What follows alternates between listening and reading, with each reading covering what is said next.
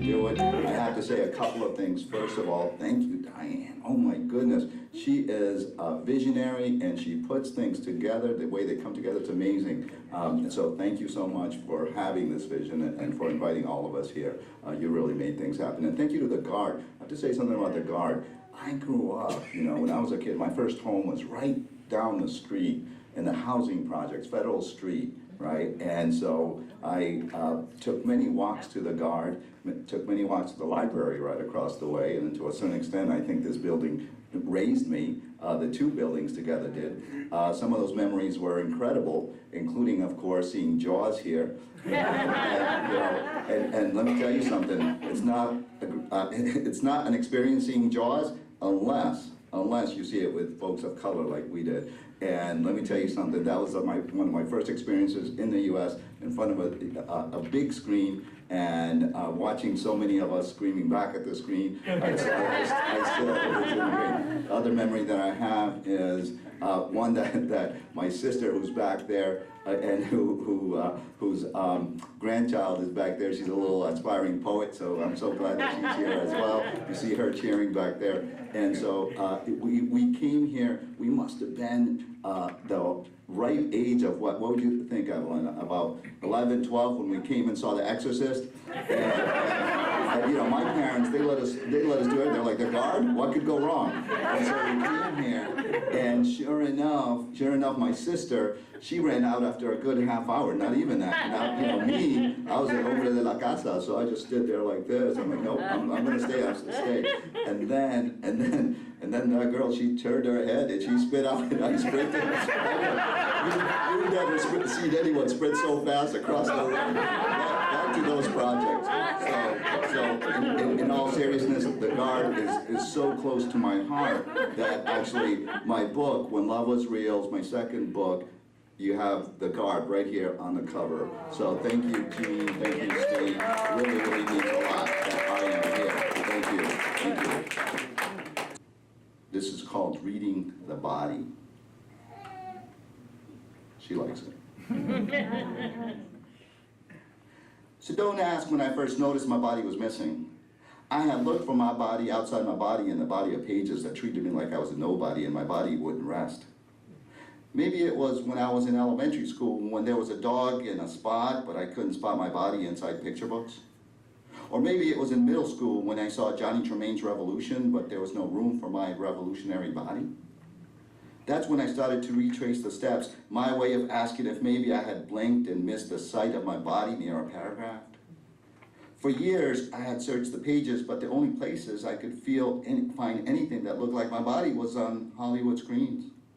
All those images of bodies like mine, except with guns, the bodies on the ground, how these bad men said amen as they drowned in sin.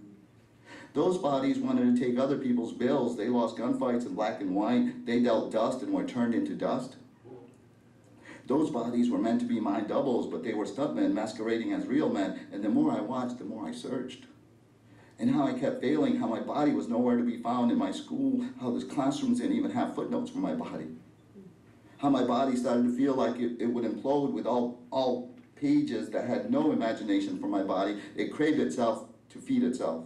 How authors had no use for my body except to say that my body is a nobody, that nobody with a body would want to see. But how the less I saw my body, the more I wanted to see my body, how I got to the point where I'd take their books and sketch my body. But the only way I could sketch my whole body on the pages was to break my body part by part and sketch it piece by piece. I'd sketch my arms in history books where they would ring the bells of liberty and freedom but wouldn't mention a thing about my body. I'd sketch my lungs in math books where they would slope the curves away from my body, making a zero but not the curves of my body. I'd sketch my legs in science books where they would dissect frogs piece by piece but would distance themselves from my body. I'd sketch my eyes in world geography books where they would map the enormity of the bodies of water but wouldn't show my body. I'd sketch my face in English books where they would share Eliot's rhymes but wouldn't give a couplet's time to a mention of my body. I couldn't call it eradicating bodies, and I couldn't call it erasing my body because they had never had my body in their spaces in the first place. I couldn't call it disfiguring my body because, suffice it to say, my figure, go figure, had never been there in the second place. All the body sketching led to more sketching, and if you had seen my sketches, you would have called it a stretch to call them sketches. But you'd have seen that the sketches were not police sketches, that they were line sketches of a broken body that didn't belong in lineups. You'd have seen sketches of the arms of a boy holding on tight to his mother's body just as she's about to leave him for years. You'd have seen sketches of the lungs of a son who had taught his body to exhale all the poison he had read in newspapers. You'd have seen sketches of a teenager's body with legs trying to sprint far away from the wild swings of playground bullies. You'd have seen sketches of a body with a pair of brown eyes that had been strained from staring, looking for his body. I sketched my body on Dante, I sketched my body on Hemingway, I sketched my body on Conrad, I sketched my body on Dickens. And the more I saw my body next to the bodies of these authors, the more I wanted to take my broken body and put it in its own pages. And as I sketched my broken body on its own pages, my arms, my lungs, my legs, my eyes, my face seemed even more broken. The breaks from my body were there for all to touch, for all to see, for all to laugh at, for all to point to, for all to mock. My broken body in its own pages seemed vulnerable and ready for the taking for discoverers who came with guns and steel. But I didn't care, because as I looked closer at those pages of sketches of my broken body, I began to notice something new. My broken body on those pages looked healed, as if by being broken it had become strong, as if by being broken it had become whole. This time there were no tracks of my broken body's cracks, no fractures from the stress of backs that had been bruised. My body looked like it belonged on those pages, like it wasn't a bunch of sketches, like it had been there long before the pages. And it was true, bodies like mine were there before papyrus. There are so many of us, yet the books have continued to ignore us. And I know I wasn't the first to be by myself on these pages, but when you grow up without seeing your body on the pages, it just enrages us. All these years in school without seeing our bodies on the pages, they might as well have taken our missing bodies and encaged us. I was lucky, yes, lucky, not because my body made it to the pages, but because my body was not next to headlines on the front pages. Too many brothers and sisters have been broken by the injustices of having books that tell them that bodies just don't matter. It's easy to see that your body is missing from school's pages, but it's easier to believe that your body is not worthy of any praises. I can't tell you how to read my body, but if your body's like mine, it's inevitable that over time you can start to believe the lies. I didn't understand what this meant until I saw my body on the pages all by itself, and at first I barely recognized the self inside myself. After so many years of looking at sketches of my broken body, I finally recognized something about the body I was looking at on the pages. I finally recognized that my body was never broken, that it wasn't me that was broken, it was the bodies of literature that were always broken. That it was the schools that were broken, that they needed to be rebroken, that they needed to stop thinking of bodies like mine as tokens, that schools needed to stop field trips to cemeteries for dead white men, that they needed to let brown body shaming end, that schools needed to stop hijacking bodies and collecting taxes for those bodies until they put those bodies on books, that if the presence of our bodies in books could serve as antibodies for the cancer of failure, then maybe our success rates could thrive, that if schools took a stand and cared less about standardized tests and cared more about having our bodies in books, we'd all progress. That if we normalize seeing our bodies in books and stop thinking of our bodies as broken, we could start breaking new barriers. That if we could stop saying our bodies are broken, our bodies are broken, our bodies are broken, and if we could start seeing our bodies in books, we could start seeing how our bodies are beautiful, our bodies are beautiful, our bodies are beautiful. Oh my God.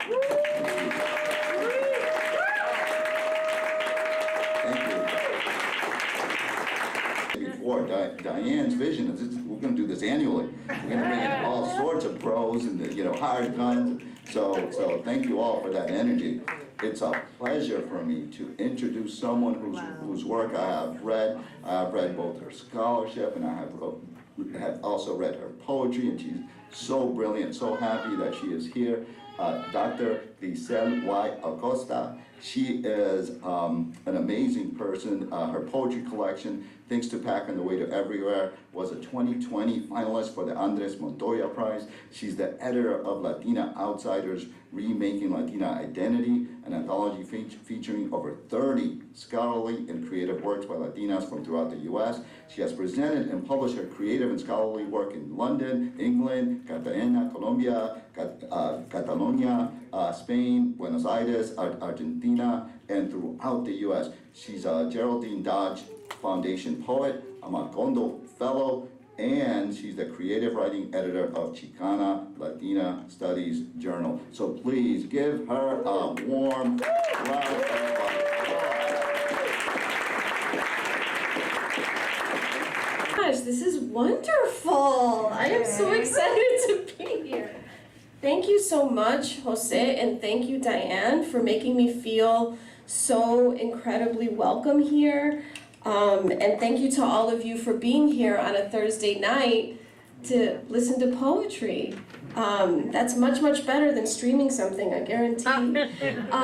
So I'm gonna do like a palate cleanser, and I got this wonderful opportunity to write in response to Lauryn Hill's work in celebrating 20 years of Black girlhood, the Lauryn Hill Reader. So luckily, I was able to respond to Do Wop That Thing, which was her biggest hit. Now that said, there's a line that she has that says, don't be a hard rock when you really are a gem. She's like warning girls. But I'm obviously a hard rock. And, you know, I just wanted to respond to that. So this is called Hard Rock, The Truth About Jezebel, a song to sing for all young women in black kick-em-all boots. Spike chains, blue hair, bad brain scream, identity issues, broken mirror explanations, bring back black answers across oceans and seas, Caribbean music movements in screeching wails and bangs. Hard rock girls shave their heads. Hard rock girls have armpit hair. Hard rock women aren't sanitary. Hard rock women are diamonds, diamonds, diamonds. What are you afraid of? Warnings are futile. Pose of punks in lime green, pink, pathetic, money hungry, corporate mimicry, globalized murder, black boot, bangs against, fascist rhythms, sexist cliches, racist schism, yamma yamma yamma, yamma yamma yamma. Hard rock girls shave their heads. Hard rock girls have fuzzy leg hair. Hard rock women don't fear sexuality. Hard rock women are diamonds, diamonds, diamonds.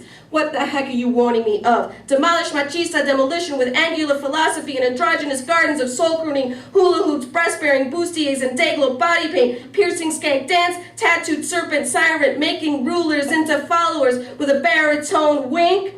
Hard rock girls shave their heads. Hard rock girls have fuzzy hair. Hard rock women wear oversized suits. Hard rock women wear diamonds, diamonds, diamonds.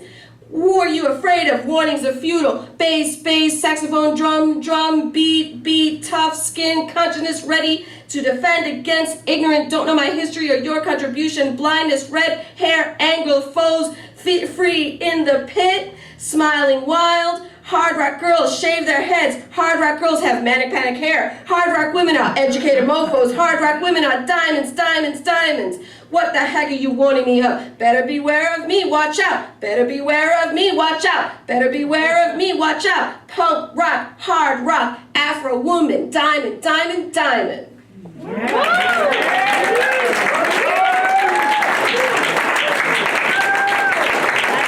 One more time, one more time.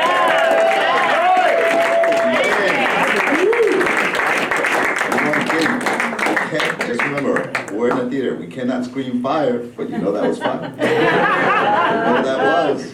Fire. So our last poet is a celebrity. She is, and I know she's not gonna like that, but yet she's gifted. I mean, I don't know what else to say. She's a celebrity. She's a gifted speaker, gifted presenter, gifted writer. Her name is Melissa Lozada-Oliva. And she is the author of Dreaming of You and Beluda. She co-hosts the podcast Say More and is a member of the band Melly and the Specs.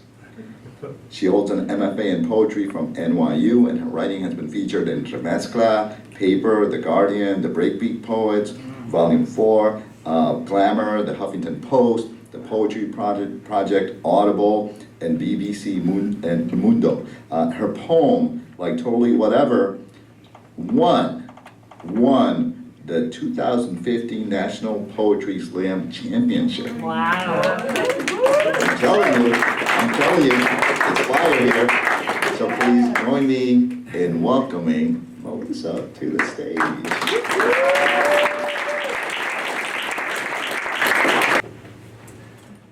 Hi, thank you so much. Thank you for saying I'm a celebrity. Oh my gosh. Also, as a hard rock girl myself, that was so cool. Just want to shout out again. Hi, I'm Melissa. So this is called Resurrecting Selena. My reasoning: because it is not enough to be seen, because I need to see, because I miss her even though I've never met her, because it had to be me, because if it wasn't, then it would have been somebody else, the medium. I'm tired of feedback and I'm addicted to the internet. If someone else gets involved, it would just be too messy. I need flowers. I need a moonlight dance. I need a song to sway to and access to Wi-Fi. I do some research. I go down YouTube holes. I come up with my own method. How I bring Selena back. 1. Grow out my hair. Purchase chunky gold hoops. Buy some bright red lipstick that will stain. This is mainly for effect, but it can't hurt. 2. I sing backward into a recording device and then play the recording device backward. 3. I can't tell my friends anything about this because they would think I'm nuts. 4. So I get rid of my friends. 5. I take a loan and turn my bedroom into a lab. I take a USB drive full of Selena's images, songs, and interviews and put it into a pot of my period blood. After 3 weeks, roots begin to grow at its ends. I set up a table. I draw a figure on the table using lipstick. 6. I sing backward into a recording device and then play the recording device backwards. 7. There's more to do. I wake you up and I ask you to quickly think of the name of the girl in elementary school with the prettiest handwriting. 8. I walk into the kitchen, tie a red string around my finger, say this girl's name 5 times while spraying Fabuloso into the air. You walk in on me and are all, what are you doing? 9. I spray you in the face because I'm a reactive person. 10. I run away because I'm a reactive person. 11. I come back because I thought about what I've done. 12. Days go by. Finally, it is midnight and storming. I take the USB out of the pot of period blood and I put it in some soil. I add fertilizer. I've never been good at waiting. 13. There is a cracking in the air. The walls are vibrating and I'm holding the whole room together. I'm on the ceiling and underneath the basement floor. There's a rapid knocking on the sliding screen door. A scream comes from the pot. My cat hisses. The lights turn on and off. I'm in the closet spying and outside of the closet feeling like I'm being watched. Now it is midnight. I open a girl-shaped door. The knob holds my hand. A cloud of pink is in front of me, rising from the table. The kind of stuff that leaks from attics. I put my hand in and scream. 13A. Now I'm in a white dress running among the trees. You're